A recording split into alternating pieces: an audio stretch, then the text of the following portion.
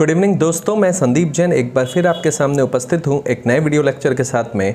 और आज हम अपने फ्रांसिस बेकन के एसेस की अगली कड़ी और आगे बढ़ रहे हैं। और आज हमारी सीरीज़ है ऑफ रिवेंज।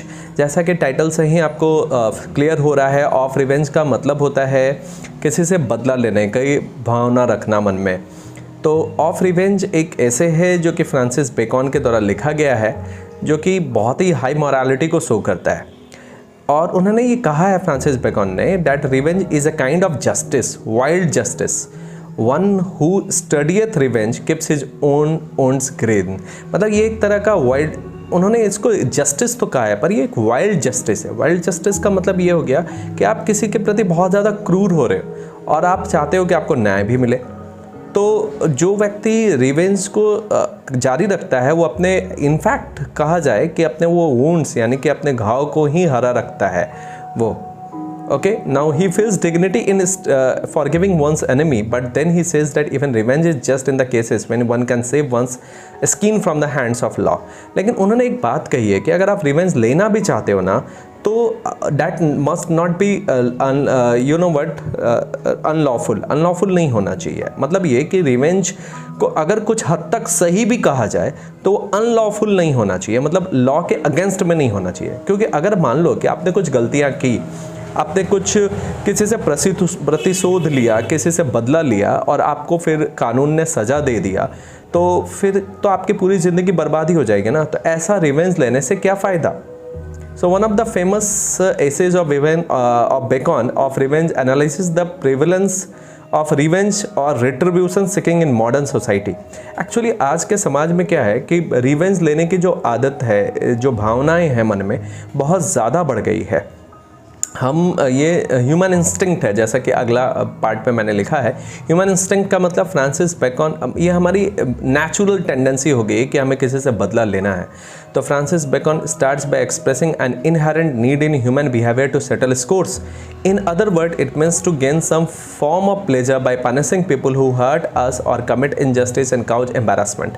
कहने का मतलब ये है कि जो व्यक्ति रिवेंज लेता है कहीं ना कहीं उसे ऐसा करने के बाद में एक प्लेजर महसूस होता है, एक खुशी महसूस होती है। दूसरों को पनिश करने के बाद, दूसरों को तकलीफ देने के बाद, ठेस पहुंचाने के बाद उसे खुशी होती है, उसे अच्छा लगता है। So this shows our basic animal side and needs to be curtailed and discouraged through law and enforcement measures।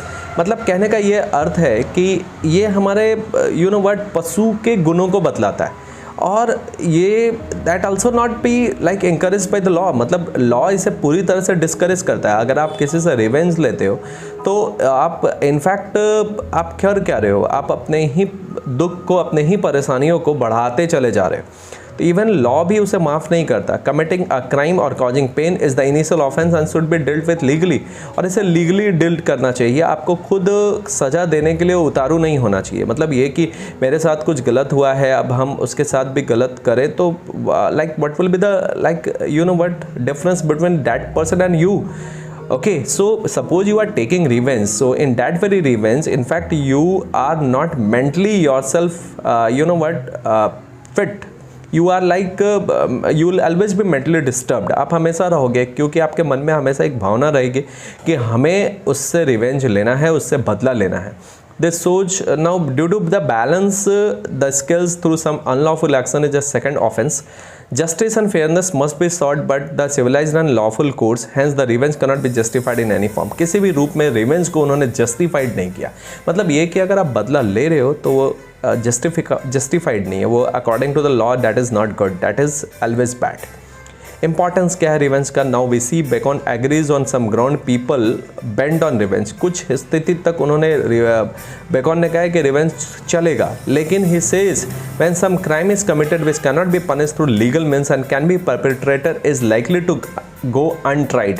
पाप करने वाले को अगर किसी भी रूप में सज़ा नहीं मिल पाती है, चाहे वो लीगली हो, चाहे वो गॉड के थ्रू हो, तब ऐसी स्थिति में अगर आप किसी से बदला लेते हो तो at that point it can be applicable। At that point we can like approve that type of revenge। However, the revenge itself should be extra legal, otherwise the act of revenge can be brought to justice through legal apparatus.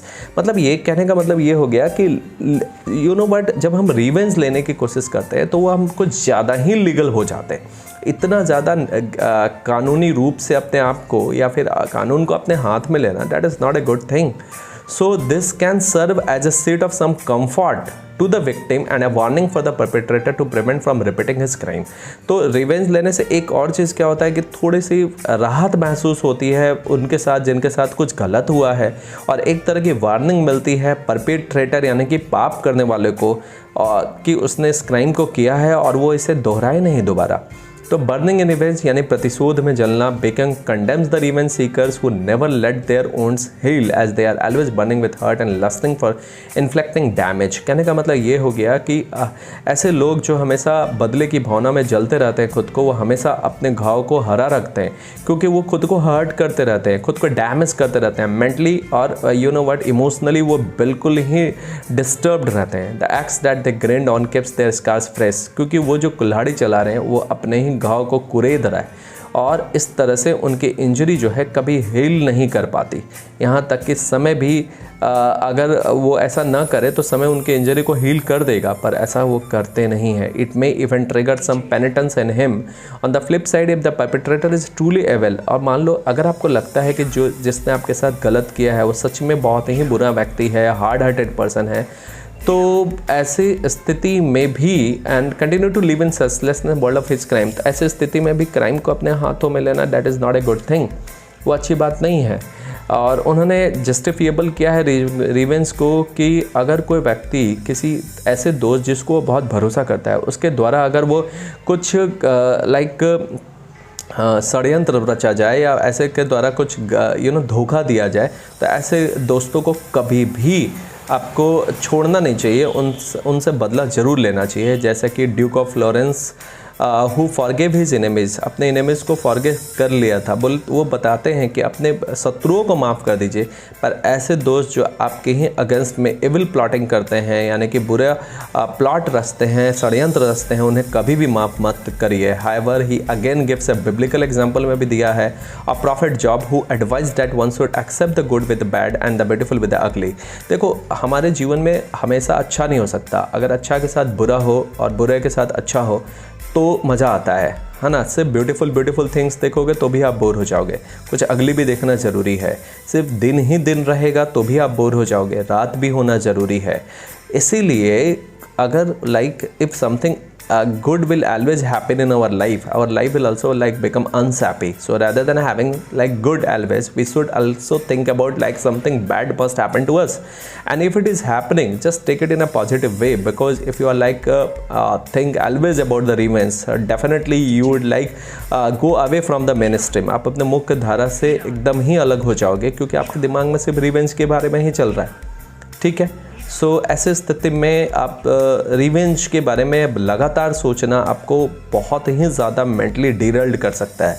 Bacon comments on the hypocrisies of revenge itself. Sometimes the acts are lauded like the case of the death of tyrants. Julius Caesar की कहानी आपने सुनी होगी, उसमें हम लोगों ने देखा कि जूलियस सीजर के साथ में उनका ही अपना दोस्त जो है बहुत ही षड्यंत्र रचता है और षड्यंत्र रचने के बाद उसे मार देता है पब्लिकली. तो ऐसी स्थिति में इस तरह के दोस्तों को जो प्लॉट रचते हैं कभी माफ़ नहीं करना चाहिए. फ्रांसिस बेकन ने ऐसा कहा है. The secret plot of personal and private revenge are more terrible, क्योंकि वो बहुत ही भयावह होता है, बहुत घातक होता है और ये हमें ज़्यादा हेट और एंगर में भर देता है. हमें बहुत ज़्यादा ही क्रोध की भावना हमारे मन में आ जाती है. और poison of revenge causes much more damage to the one who bearing it. ये कहते हैं कि हमारे अंदर अगर हम रिवेंज भरे रहेंगे वो एक तरह का जहर का काम करेगा और ये हमें ही ज़्यादा डैमेज करेगा. तो it is akin to a person drinking venom. मतलब ये एक तरह का ये इस तरह का एक तरह का आप कह लो कि जहर है कि हम जहर पी रहे हैं और ख़ुद को एक्सपेक्ट कर रहे हैं, जहर हम पी रहे हैं और एक्सपेक्ट ये कर रहे हैं कि हमारे जो शत्रु है वो मर जाए. तो ऐसा होता है क्या? Hate and desire for revenge are unhealthy and suffocating primarily for the person who carries some emotions within him. तो ऐसी स्थिति में देखिए क्या होता है कि रिवेंज जो है दैट इज़ ऑलवेज भी अनहेल्दी हमेशा है. कहने का मतलब ये हो गया कि जो रिवेंज होता है ये हमें हमेशा प्रॉब्लम क्रिएट करते रहता है और हमें जो है यू नो व्हाट, देखिए कह लीजिए आपकी मुख्य धारा से हमेशा अलग कर देता है। आप अगर एक छोटा सा एग्जांपल देखो, बहुत सारे हमारे जैन मैथोलॉजी में हम लोगों ने पढ़ा है कि अगर आपको साथ कुछ गलत करता है तो सबसे बढ़िया जो एक्ट है, जो सुप्रीम एक्ट कहलाता है, उसे कहते हैं एक्ट ऑफ फॉरगिवनेस। वो होना चाहिए, मतलब क्षमा की भावना रखिए जिससे कि आपको रिवेंज लेने की जो इच्छा है मन में वही ख़त्म हो जाए। हालांकि ऐसा करना बहुत ही टफ वर्क है, लेकिन अगर कोई ऐसा करता है तो डेफिनेटली वो जो है रिवेंज से दूर रह सकता है। इवन फ्रांसिस बेकन ने भी तो ऐसा ही कहा है कि आप रिवेंज बहुत ही you know what extraordinary situations में ही लीजिए। हर समय रिवेंज लेना और उसके बारे में सोचना जो है हमें पूरी तरह से यू नो व्हाट डैमेज कर देता है और हमारी सोच को बिल्कुल ही पॉइजनस कर देता है। तो ऐसी स्थिति में हमारा ही नुकसान ज़्यादा होता है। आई होप कि you know what of revenge आपको समझ में आया होगा और आप अपने कमेंट्स हमें दीजिए और आपको और बेहतर क्या मैं कर सकता हूँ इसके बारे में भी आप बताइए। टिल दैट टाइम मैं आपसे फिर से मुलाकात करूँगा एक नए वीडियो लेक्चर के साथ में। मैं Sandeep Jain, thank you very much.